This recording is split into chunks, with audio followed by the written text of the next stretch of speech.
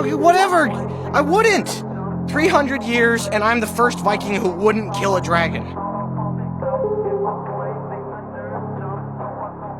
First to ride one, though. He's only the son of Stoic the Vast, his heir to the throne of Berk, and the greatest dragon master this world has ever seen. Dragon Master.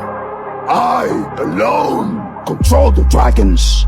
No, sorry.